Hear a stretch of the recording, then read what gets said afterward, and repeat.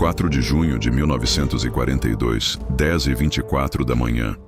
Vice-almirante Chuichi Nagumo está na ponte do porta-aviões Akagi quando vê algo que nenhum comandante jamais quer ver. Bombardeiros de mergulho americanos emergindo das nuvens, descendo em ângulo vertical direto sobre seus navios. 3 segundos. É tudo que ele tem para processar o que está prestes a acontecer.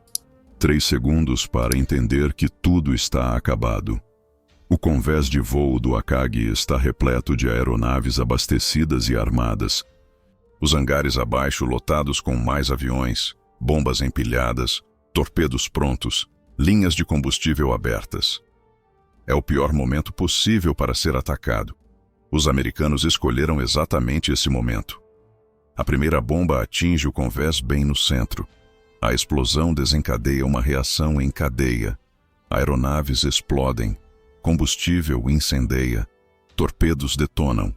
Em menos de 1 minuto, o orgulho da Marinha Imperial está envolvido em chamas que não podem ser controladas. Mas o horror de Nagumo está apenas começando. Ao olhar para bombordo e estibordo, ele vê a mesma cena se repetindo. O Kaga está em chamas, o Soryu está em chamas. Em 5 minutos, 3 dos 4 porta-aviões japoneses em Midway se tornaram piras funerárias flutuantes. 5 minutos que mudaram a guerra.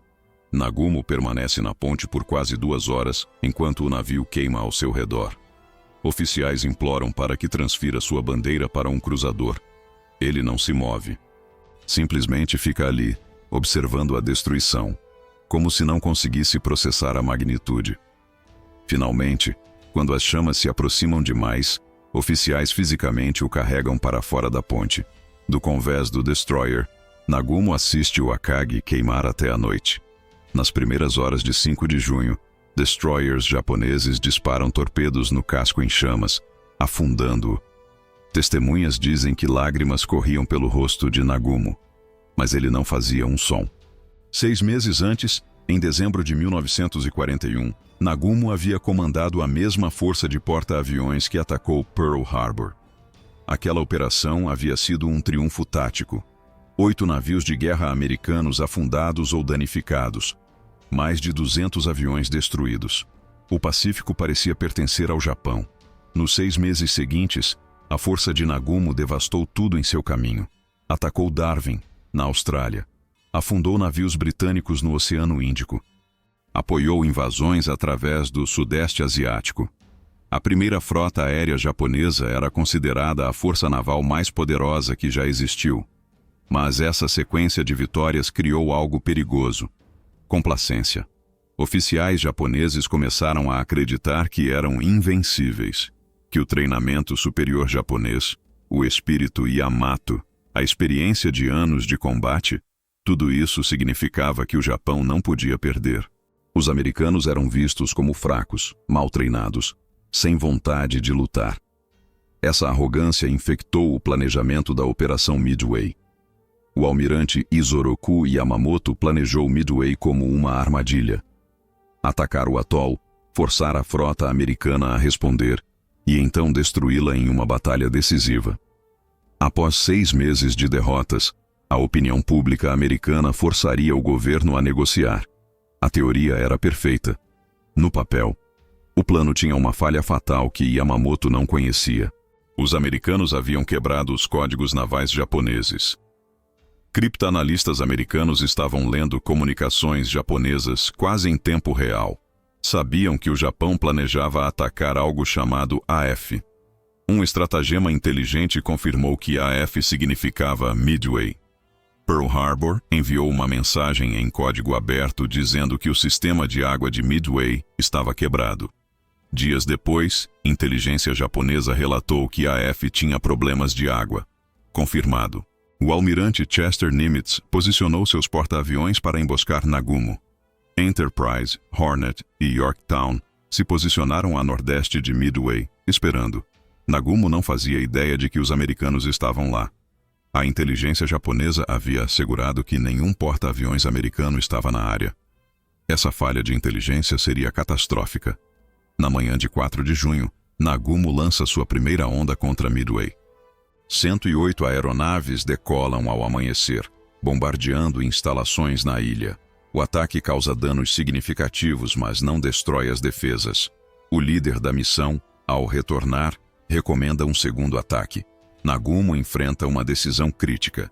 Ele havia mantido metade de suas aeronaves a bordo, armadas com torpedos para ataque naval caso porta-aviões americanos aparecessem.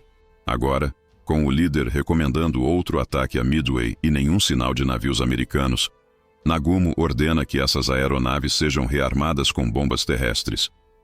Foi a decisão que perdeu a batalha. Mudar armamento em porta-aviões é trabalhoso. Torpedos têm que ser removidos e levados aos depósitos. Bombas têm que ser trazidas e instaladas. Leva tempo, requer muitos homens. Deixa o convés temporariamente inutilizável. As tripulações do Akagi, Kaga e Soryu começam o processo. É exatamente nesse momento que um cruzador japonês relata ter avistado navios americanos. Nagumo exige clarificação. Que tipos de navios? A resposta demora eternos minutos. Cruzadores e destroyers. Nagumo respira aliviado. Sem porta-aviões. Sem ameaça imediata. Então, vem a correção aterrorizante.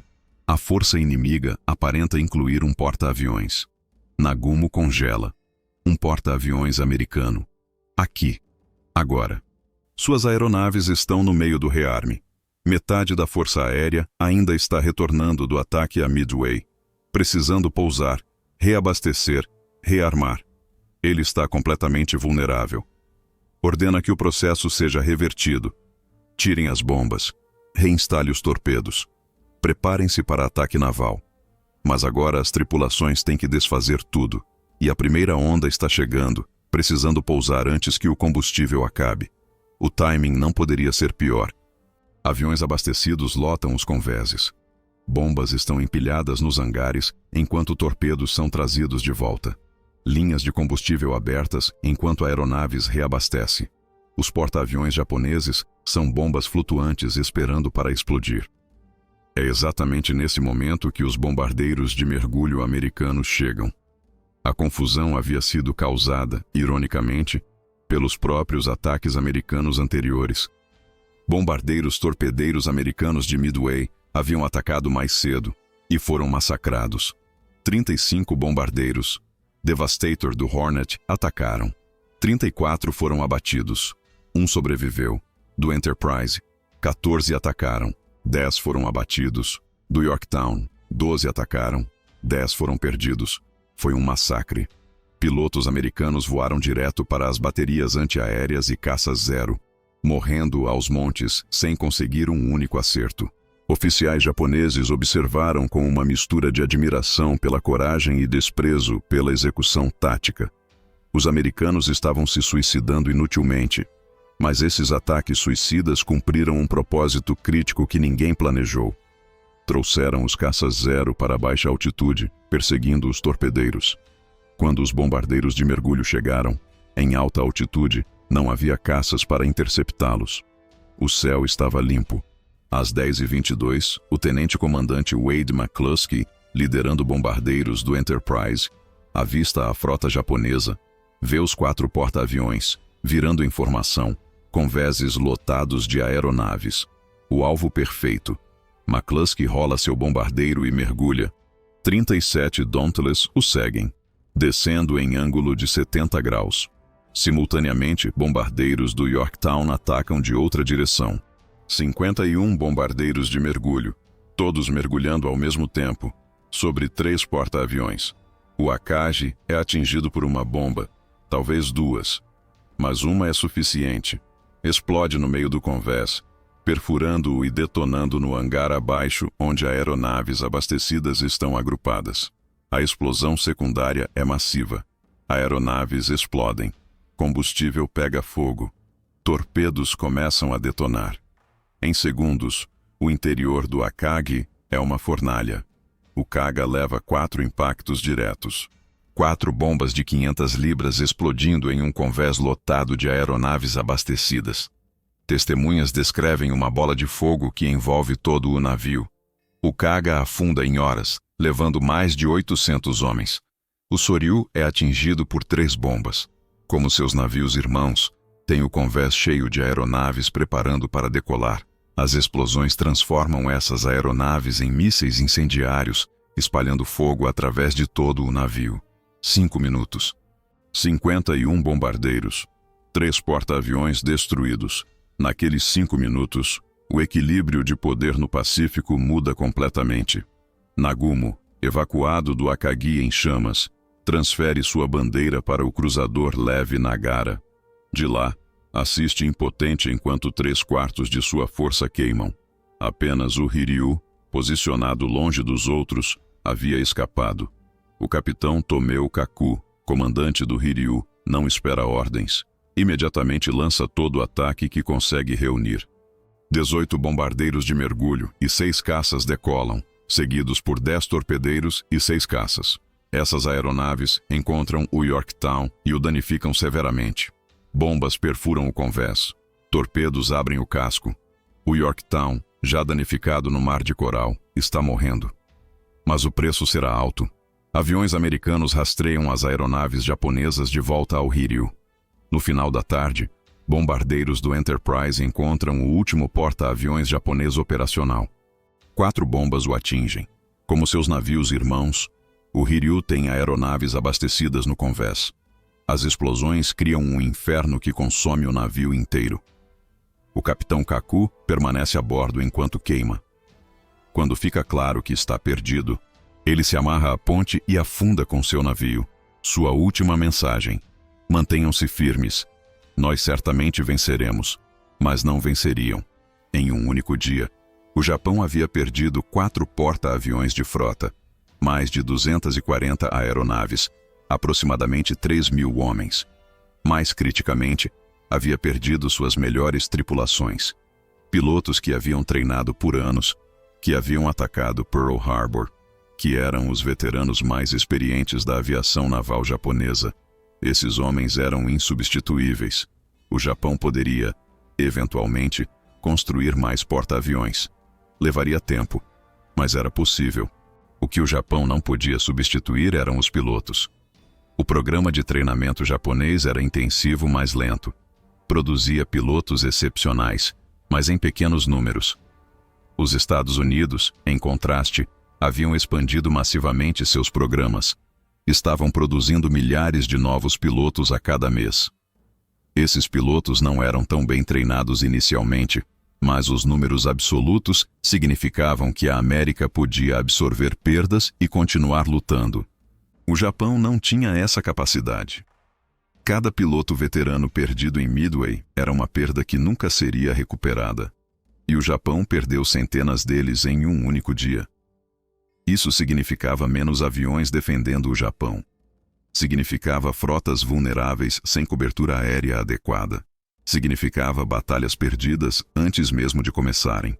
Nagumo retorna ao Japão em desgraça. Oficialmente, ninguém o culpa diretamente. A narrativa oficial minimiza a extensão do desastre. O público japonês é informado que Midway havia sido uma vitória menor. A verdade, que o Japão havia perdido metade de seus porta-aviões em um dia, é mantida em segredo. Mas dentro da Marinha, todos sabem. Nagumo havia comandado a maior derrota naval na história japonesa. É discretamente removido do comando da primeira frota aérea e designado para comandos secundários. Luta em Saipan em 1944, onde a situação é desesperadora. Forças americanas invadem a ilha. Defesas japonesas colapsam. Não há esperança de vitória. Não há possibilidade de evacuação. Em 6 de julho de 1944, com forças americanas cercando sua posição, Nagumo toma uma decisão final. Havia falhado em Pearl Harbor ao não destruir os porta-aviões americanos. Havia falhado em Midway ao perder 4 porta-aviões em um dia. Agora estava falhando em defender Saipan. Para um oficial japonês educado em tradições de Bushido, onde a derrota traz desonra e a desonra exige expiação, há apenas uma saída. Nagumo escreve suas últimas cartas, coloca seu uniforme completo e comete suicídio. Seu corpo é encontrado por soldados americanos dias depois. Ele tinha 57 anos. A tragédia de Nagumo não era apenas pessoal, era nacional. Midway não foi simplesmente uma batalha perdida. Foi o momento em que a trajetória da guerra mudou irreversivelmente. Antes de Midway, o Japão estava atacando, conquistando, expandindo. Após Midway, o Japão estava defendendo, recuando, morrendo. Os números contam a história. Em junho de 1942, o Japão tinha 6 porta-aviões de frota operacionais após Midway. Os Estados Unidos tinham 3. Mas os estaleiros americanos estavam produzindo porta-aviões a um ritmo que o Japão não podia igualar. O primeiro porta-aviões classe Essex foi comissionado em dezembro de 1942. Mais 23 seguiriam. Em 1944, os Estados Unidos tinham mais de 90 porta-aviões de vários tipos operando no Pacífico. O Japão tinha menos de 10. A diferença não era mais de coragem, era de fábrica. A Batalha do Mar das Filipinas em junho de 1944 viu a aviação naval japonesa destruída como força de combate efetiva. Pilotos americanos, melhor treinados e voando aeronaves superiores, abateram mais de 600 aviões japoneses em 2 dias. Marinheiros americanos chamaram de o Grande Tiro ao Peru das Marianas. Essa aniquilação começou em Midway. As tripulações perdidas ali nunca foram substituídas adequadamente. Cada batalha subsequente desgastou ainda mais os pilotos japoneses restantes. Programas de treinamento foram encurtados para acelerar produção, mas isso apenas resultou em aviadores mal treinados morrendo em suas primeiras missões. A espiral da morte começada em Midway continuou até o final da guerra. Yamamoto entendeu imediatamente o que Midway significava. Quando recebeu os primeiros relatórios do desastre, cancelou a operação inteira e ordenou que todas as forças se retirassem. Oficiais de seu staff sugeriram continuar, usar os navios de guerra para bombardear Midway, forçar algum engajamento. Yamamoto recusou categoricamente. 4 porta-aviões. Ele disse simplesmente: perdemos 4 porta-aviões. A operação falhou. Ele estava certo. Sem seus porta-aviões, o Japão não tinha como projetar poder aéreo através do Pacífico. Sem poder aéreo, não podiam defender suas conquistas. Sem defender suas conquistas, não podiam manter as linhas de suprimento que traziam petróleo, borracha, arroz das possessões do Sul. Sem esses materiais, a máquina de guerra japonesa morreria de fome. Tudo isso tornou-se aparente em Midway. A batalha durou 3 dias, mas suas consequências determinaram os próximos 3 anos de guerra. Cada operação japonesa subsequente foi defensiva, tentando segurar o que já tinham. Cada operação americana foi ofensiva, tomando ilhas, estabelecendo bases, movendo-se inexoravelmente em direção ao próprio Japão. Guadalcanal, apenas 2 meses após Midway, viu forças americanas desembarcando em território controlado pelo Japão pela primeira vez. A batalha durou 6 meses e custou ao Japão navios, aeronaves e homens que não podia substituir. Quando o Japão finalmente evacuou em fevereiro de 1943, o padrão estava estabelecido. Os americanos avançavam, o Japão recuava.